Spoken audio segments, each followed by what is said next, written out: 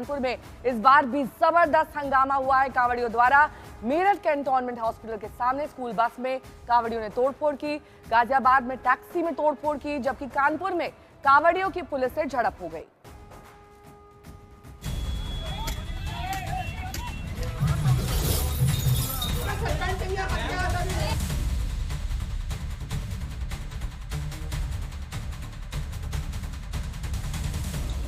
ये कौन से धर्म के ध्वजावाहक हैं जिनके हाथों में लाठियां हैं? ये कैसी धर्म की यात्रा है जिसमें किसी को मार देने का जुनून है? को जिंदा नहीं छोड़ूंगा, को जिंदा नहीं छोड़ूंगा। ये कैसे महादेव के उपासक हैं जो गाड़ियों के शीशे तोड़ रहे हैं, लोगों को जान से मारने की धमकी दे रहे हैं? को जिंदा नहीं छोड़ूंगा। ये धार्मिक यात्रा है ना, अपने इष्ट को मनाने की। मन में आस्था की अलख जलनी चाहिए, मगर यहाँ दिख रहा है सब कुछ नष्ट कर देने का क्रोध। यहाँ सुबह से भोलेनाथ की जय जयकार होनी चाहिए, वहाँ हिंसा वाली सोच हावी है। हाथों में डंडे हैं और जुबान से मरने मारने की बात निकल रही है। ये गाजियाबाद के मोदी नगर की तस्वीर है, जहाँ कांवड़ियों ने कानून की धज्जियां उड़ाने में कोई कसर नहीं छोड़ी। एक कार ने कांवड़ को हल्का सा छू दिया। ये कांवड़िए कोहराम पर उतर आए। पुलिस मूक दर्शक बनी देखती रही और कांवड़िए उत्पात मचाते रहे।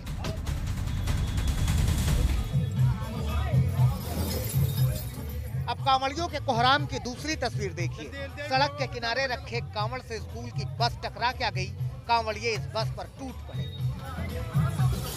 एक कांवड़िया बस के अंदर घुसा, एक चोट शीशे पर हुई और उसके टुकड़े टुकड़े हो गए। यहाँ भी पुलिस तमाशबीन बनी रही और कांवड़ियों का उत्पात जारी रहा। ये मेरठ की तस्वीर है। इन दिनों पूरी की पूरी पुलिस सड़क पर ड्यूटी बजा रही है। उनकी सबसे बड़ी जिम्मेदारी कांवड़ियों की सुरक्षा है, लेकिन जब हंगामा और तोड़फोड़ की ऐसी घटनाएं होती हैं तो पुलिस मूक दर्शक बन जाती है, ना रोकती है ना टोकती है, सिर्फ देखती है बवाल को। प्रकरण में ड्यूटी पर तैनात पुलिस वालों को सूचना मिली कि उनसे कुछ दूरी पर कुछ युवकों का विवाद एक बस चालक के साथ हुआ है। इसमें युवकों द्वारा बस के शीशे तोड़ दिए गए। पुलिस बल तुरंत मौके पर पहुंचकर बस और ड्राइवर को निकाल कर ले गई। इस प्रकरण में दोषियों के विरुद्ध मुकदमा दर्ज कर आवश्यक विधिक कार्रवाई की जा रही है और वीडियो के आधार पर उनकी शिनाख्त कर आवश्यक विधिक कार्रवाई की जाएगी। कार्रवाई तो खैर क्या ही कर रही है पुलिस, मगर इतना जरूर है कि मेरठ में कांवड़ियों ने उत्पात की इंतहा कर दी। वो जिस बस को तोड़ रहे थे, फोड़ रहे थे, वो एक स्कूल की बस थी। कानूनी रूप से एफआईआर लिखा गया है। एफआईआर लिखे उनके खिलाफ कार्रवाई की जा रही है। कार्रवाई करने के लिए भी अलग अलग टीमें बनाई गई है और सीसीटीवी को भी परीक्षित किया जाना है। मेरठ के बाद अब कानपुर का नजारा देखिए। यहाँ कांवड़िए पुलिस वालों पर ही टूट पड़े। एक डाक कांवड़िया धक्का लगने से सड़क पर गिरकर घायल हो गया। कांवड़ियों को लगा कि पुलिस की गलती है। फिर क्या था, कांवड़ियों का जत्था थाने में घुस गया। पुलिस को गालियां दी गई, थाने में जमकर तोड़फोड़ की गई। पुलिस बेबस होकर सिर्फ तमाशा देखती रही। पुलिस के सामने, पुलिस थाने में पुलिस के खिलाफ नारेबाजी की गई। कानपुर के शिवराजपुर थाने में कुछ देर के लिए कांवड़ियों का कब्जा सा हो गया। पुलिसकर्मी पर भी हमला हुआ। उपद्रवियों की एक टोली आई और उनके द्वारा वहां पर उपस्थित पुलिस बल के साथ काफ़ी दुर्व्यवहार किया गया।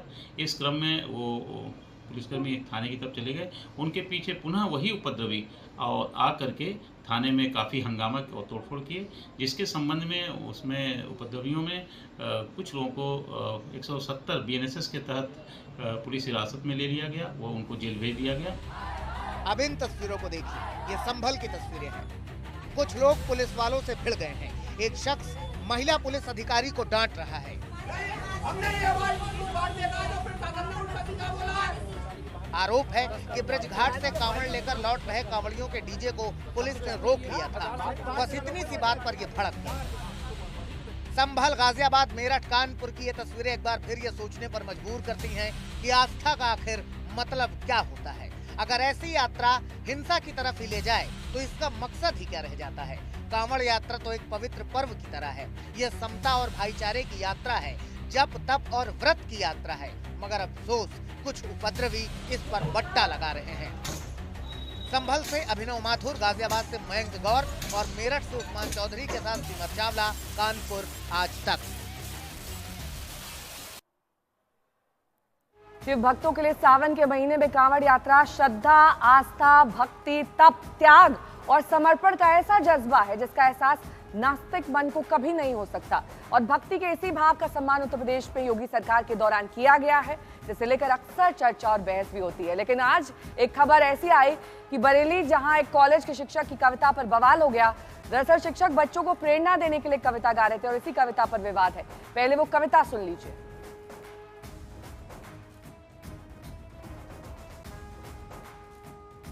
पहुंचाना कांवड़ लेने मत जाना, तू ज्ञान का दीप जलाना, मानवता की सेवा करके सच्चे मानव बन जाना। कांवड़ लेने मत जाना, तू ज्ञान का दीप जलाना, मानवता की सेवा करके सच्चे मानव बन जाना। तो शिक्षक रजनीश गंगवार ने कविता सुनाई तो विवाद बढ़ गया। हिंदू संगठनों ने आरोप लगाया कि कविता की आगे की पंक्तियों में ज्ञान का दीप जलाने की प्रेरणा से ज्यादा कांवड़ यात्रा की निंदा के सुर, भाव और भंगिमा दिखाई दे रही थी। इसी विरोध के चलते शिक्षक के खिलाफ एफआईआर दर्ज करा दी गई है और बीजेपी भी कह रही है कि जो लोग भी हिंदू भावनाओं को भड़काने का काम करेंगे उनके खिलाफ सख्त से सख्त कार्रवाई की जाएगी। कुछ लोग चेष्टा करके, जानबूझ करके हिंदू भावनाओं को भड़काने के लिए इस प्रकार के प्रयत्न करते हैं। हिंदू देवी देवताओं का अपमान करना, धर्म ग्रंथों का अपमान करना, साधु संतों का अपमान करना, हमारे रीति रिवाज त्योहारों का अपमान करना, परंपराओं का अपमान करना, ये ठीक बात नहीं है।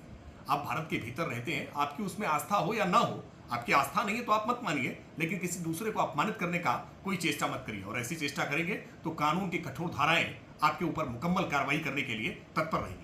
थाना बहेड़ी क्षेत्र में विगत दिनों एमजीएम इंटर कॉलेज के अध्यापक रजनीश गंगवार के द्वारा कॉलेज के प्रांगण में छात्र छात्राओं को इकट्ठा करके कविता पाठ के माध्यम से कांवड़ यात्रा के बारे में कुछ आपत्तिजनक टिप्पणी की गई, जिसका वीडियो सोशल मीडिया पे वायरल हो गया है। इस संबंध में आज थाना बहेड़ी पर तहरीर प्राप्त हुई है। प्राप्त तहरीर के आधार पर तत्काल बीएनएस की आवश्यक धाराओं में अभियोग दर्ज किया गया है और आवश्यक विधिक कार्रवाई की जा रही है। कांवड़ यात्रा मार्ग पर बनी दुकानों में क्यूआर कोड लगाने और दुकान मालिकों की पहचान उजागर करने के मामले में आज सुप्रीम कोर्ट में सुनवाई हुई। कोर्ट ने इस मामले में उत्तराखंड और उत्तर प्रदेश सरकार को नोटिस जारी करके जवाब मांगा है। इस मामले में दायर याचिकाओं में कह दिया गया है कि विक्रेताओं को अपनी पहचान उजागर करने के लिए बाध्य नहीं किया जा सकता है। उत्तर प्रदेश सरकार के वकील ने जवाब दाखिल करने के लिए 2 सप्ताह का समय मांगा, तो याचिकाकर्ता के वकील ने कहा कि तब तक कांवड़ यात्रा समाप्त हो जाएगी और याचिका का कोई मतलब ही नहीं बचेगा। इसके बाद कोर्ट ने अगली सुनवाई के लिए 22 जुलाई की तारीख तय कर दी है।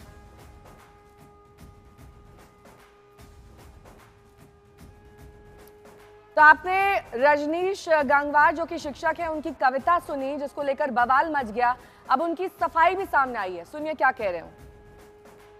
मेरे द्वारा जो कविता सुनाई गई थी वो छोटे बच्चों के लिए थी, जो छोटे छोटे बच्चों की अभी उम्र जो है पढ़ने की है। खासकर उन बच्चों को जो आजकल कांवड़ियों की जो न्यूज़ देख रहे होंगे, पूरा देश देख रहा है कि जाते हैं तो कई दुर्घटनाएं घट जाती हैं, कहीं जो है आपस में मारपीट हो जा रही है, कहीं जो है कांवड़िया नशे में है तो कहीं और भी दुर्घटना, उनसे बचाना था। और मेरा उद्देश्य कोई दूसरा नहीं था, बल्कि पूरी कविता को आप सुने, उसमें विचार में शिक्षा का महत्व बताया गया है। अरे बच्चे बड़े हो जाएं, उनकी जो भी भावनाएं वो करेंगे, मैं उनको घर पे तो नहीं रोकने जा रहा हूँ, ना मैं उनके घर वालों को रोकने जा रहा हूँ। मैं तो छोटे बच्चों के लिए मेरा समझाना का दायित्व है। मैं एक अध्यापक हूँ और जो हिंदू संगठन की भावनाएं मुझसे आहत हुई हैं, तो मैं उनसे ये भी बात पूछना चाहूँगा कि आप अपने मंत्री जो राजभर जी हैं उन पे कब मुकदमा दर्ज कराएंगे। उन्होंने तो कांवड़ के लिए कहा है कि जो है इससे कोई इंजीनियर और डॉक्टर नहीं बन सकता। उन्होंने भी तो जो कांवड़ के बारे में कहा है, खुला मंच से कहा है, उन पे भी तो दर्ज कराइए। मैं शिक्षकों मेरे ऊपर मुकदमा दर्ज करा दिया गया है। लड़ना है तो ढूंढ बराबर का आदमी, रास्ता रोके खड़ा है क्यों फकीर का। मैं यही बात कहना चाहता हूँ। मेरा आस है सिर्फ और सिर्फ छोटे बच्चों के लिए वो कविता थी और बड़ों के लिए मैं उसमें थी नहीं, जो बड़ों के लिए मैं उसमें कुछ भी नहीं कहना चाहता हूँ। अब बात जयपुर की, जहां के हवा महल से बीजेपी के विधायक बाबा बाल मुकुंद आचार्य के एक वीडियो पर घमासान छिड़ गया है। इस वीडियो में बाल मुकुंद आचार्य पुलिस थाने के अंदर थानेदार की कुर्सी पर बैठकर रौब झाड़ते दिखाई दे रहे हैं और यही नहीं, सामने बैठे थानेदारों की क्लास लगा रहे हैं। साथ ही उसी कुर्सी पर बैठे बैठे नगर निगम के अधिकारियों को फोन पर हड़का रहे। ये वीडियो रामगंज पुलिस थाने का है, जहां 13 जुलाई को श्रावण माह में जयपुर शहर से निकलने वाली कांवड़ यात्रा में कांवड़ियों की सुरक्षा के संबंध में विधायक ने बैठक ली, जिसमें बाल मुकुंद आचार्य खुद थानेदार की कुर्सी पर बैठ गए और उनके सामने पुलिस थाना रामगंज, गलता गेट और माणक चौक के थानाधिकारी भी बैठ गए। आपको करे या इधर करे? आज इनकी कंप्लेन करेंगे साहब। ये रामगंज में लाइटें बंद पड़ी है, माथा फोड़ देंगे, ध्यान रखना। महाराज कहते हैं कब करा देंगे? कावड़ यात्राएं चल रही हैं या पूरी रात? गलता गेट से लेके और बड़ी चौकड़ तक की आधी लाइटें बंद पड़ी है। काहे की चालू करा दी? चेक करो, रात को आज बंद पड़ी है लाइटें। अरे तुम लोगों को साले लाखों रुपए तनख्वाह मिलती है, इसलिए मिलती है तुम घर पे पड़े रहो हरदम। आज चेक करोगे दिन के अंदर लाइटें और मुझे फोटो वीडियो बना के भेजोगे एक एक लाइट का। यहाँ पर हर 6 महीने में शांति के लिए ऐसा समझौता करेंगे। मैंने आपको एक बात कही है भी, हमारी ये मार्शल कौम है जो कम से कम टिकी है। ब्राह्मण बड़ी है और जो अन्य थे वो भाग गए यहाँ से इनके डर की वजह से। क्यों कार्रवाई होती नहीं है? हर 6 महीने में शांति के लिए बैठ जाते हैं। और इस बीच बड़ी खबर आपको बता दें, सोमवार से शुरू हो रहे मानसून सत्र को लेकर तैयारियां तेज हो गई हैं। सूत्र के हवाले से खबर है कि संसद के मानसून सत्र में सरकार नेशनल स्पोर्ट्स गवर्नेंस बिल और नेशनल एंटी डोपिंग संशोधन बिल लाए जाएंगे। खेल संगठनों में सुशासन लाने और विवादों को निपटाने का तंत्र बनाने का प्रावधान किया जाएगा। इनके अलावा मणिपुर जीएसटी संशोधन बिल, टैक्सेशन संशोधन बिल और जन विश्वास संशोधन बिल भी पेश किए जाएंगे। वहीं 8 बिल लंबित हैं, जिन्हें सरकार पारित कराने का प्रयास करेगी। इनमें income tax bill 2025, Indian ports bill शामिल।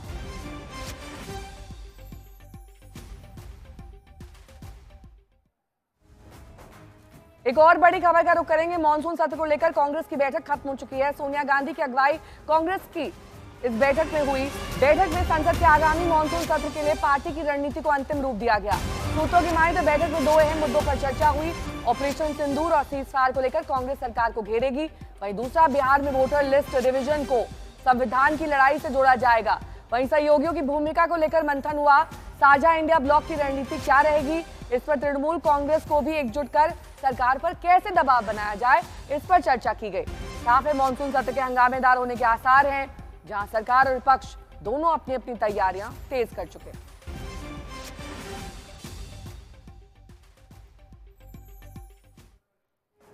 और अब बात ओडिशा के बालासोर की, जहां झकझोर देने वाली घटना सामने आई। यौन उत्पीड़न के खिलाफ आवाज उठाने वाली ओडिशा के बालासोर की 20 वर्षीय छात्रा की एम्स भुवनेश्वर में इलाज के दौरान मौत हो गई है।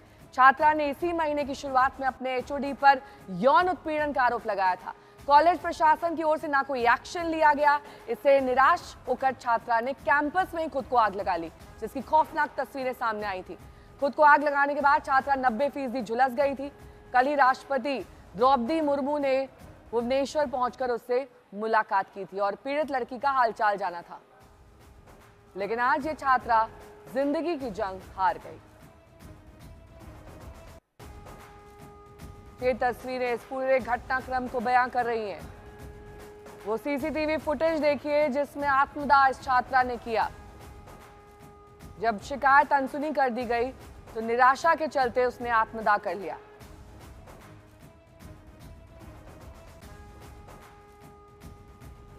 मामले पर अब सियासत तेज है। बीजेपी के खिलाफ विपक्ष लगातार प्रदर्शन कर रहा है। वहीं राहुल गांधी ने भी सरकार पर हमला बोला है।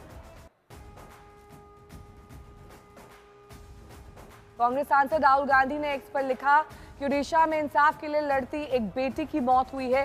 सीधे सीधे बीजेपी के सिस्टम द्वारा यह हत्या की गई है। उस बहादुर छात्रा ने यौन शोषण के खिलाफ आवाज उठाई, लेकिन न्याय देने के बजाय उसे धमकाया गया, प्रताड़ित किया गया, बार बार अपमानित किया गया। यह आत्महत्या नहीं, सिस्टम द्वारा संगठित हत्या है।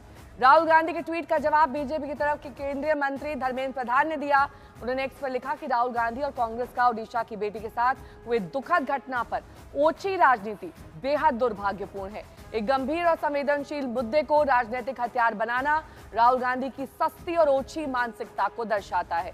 ओडिशा की घटना ने पूरे देश को झकझोर दिया, लेकिन कांग्रेस ने इसे अपनी राजनीतिक रोटियां सेकने का मौका बना लिया। और अब बात करेंगे किस तरीके से कांग्रेस अब सवाल उठा रही है ऑपरेशन सिंदूर पर। पाकिस्तान का साथ देने वाले चीन के साथ सुधरते रिश्ते का दावा कैसे किया जा सकता है। तब राहुल गांधी लखनऊ अदालत के सामने पेश हुए हैं, जहां उन्हें कोर्ट से बड़ी राहत मिली। अदालत ने उनकी जमानत मंजूर कर ली है। राहुल गांधी को 20-20 हजार के मुचलके पर जमानत दी गई। ये गलवान मामले में भारतीय सेना पर विवादित बयान का मामला है। 2022 में भारत जोड़ो यात्रा के दौरान राहुल गांधी ने सेना के खिलाफ विवादित टिप्पणी की थी। ये बयान अरुणाचल में तैनात भारतीय सैनिकों से जुड़ा था और इस बयान के खिलाफ बीआरओ ने पूर्व चीफ की शिकायत पर लखनऊ की अदालत में केस दर्ज किया। राहुल गांधी के खिलाफ हाईकोर्ट गए, लेकिन कोर्ट ने कहते हुए लखनऊ में पेशी से उन्हें राहत नहीं दी कि अभिव्यक्ति की आजादी का मतलब ये नहीं कि आप सेना का अपमान करें। इसके बाद आज राहुल गांधी लखनऊ के एमपी एमएलए कोर्ट में पेश हुए।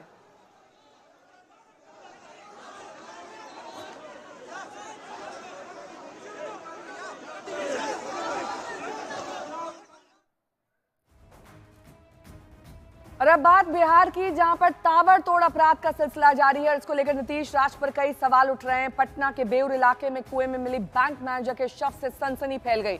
लापता बैंक मैनेजर का शव मिलने से यहां हड़कंप मच गया। जानकारी के मुताबिक कांकड़ बाग के रहने वाले अभिषेक एक पार्टी में गए, वहां से लौटते वक्त पत्नी को फोन किया कि एक्सीडेंट हो गया है। उसके बाद से उनका फोन ही स्विच ऑफ हो गया।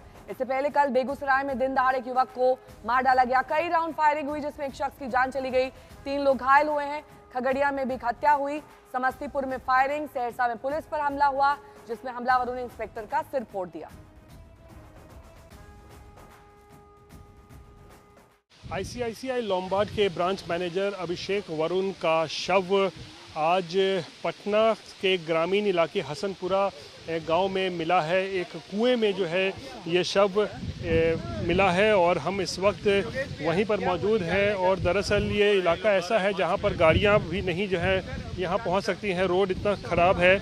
और थोड़ी देर पहले ही आज यहां पे अंदर कुएं में अभिषेक का शव जो है वो पड़ा हुआ है और साथ ही जिस स्कूटी पर वो सवार था, जो सीसीटीवी फुटेज में भी देखा गया है, वो स्कूटी भी जो है इसी कुएं में जो है वो इस वक्त गिरा हुआ है। तो किन परिस्थितियों में ये घटना घटी है, क्या अभिषेक की हत्या करके यहाँ पर उसके शव को फेंक दिया गया है इस कुएं में, या फिर किस तरीके से वो यहाँ पर पहुँचा और किस हालात में उसकी मौत हुई, इसको लेकर जो है पुलिस यहाँ पर जांच करने के लिए पहुँच चुकी है। लेकिन सबसे पहले तो यहाँ पर पुलिस की कोशिश ये होगी कि शव को इस कुएं से बाहर निकाला जाए, क्योंकि ये बहुत ही गहरा कुआं है और औंधे मुंह जो है शव जो है पड़ा हुआ है अभिषेक वरुण का। और पुलिस के सभी अधिकारी जो हैं वो यहाँ पहुँचे हुए हैं और फिलहाल यहाँ पर जांच की जा रही है। लेकिन प्राथमिकता है कि किसी पहले शव को जो है वो निकाल दिया जाए। इस बीच बड़ी खबर पिथौरागढ़ से, जहां पर एक बड़ा सड़क हादसा हुआ है। यहां पर सड़क पर सवारियों से भरी मैक्स जीप नदी में गिर गई है। 8 लोगों की जान चली गई है। मौके पर पुलिस और आपदा प्रबंधन टीम के साथ स्थानीय लोग भी रेस्क्यू में जुट गए। घायलों को खाई से निकालने का काम किया जा रहा है, उन्हें अस्पताल ले जाया जा रहा है, लेकिन 8 लोगों की जान चली गई है। देखिए कितनी नीचे तक ये मैक्स जीप गिर गई जिसमें सवारियां थी। 8 लोगों की इसमें मौत हो गई।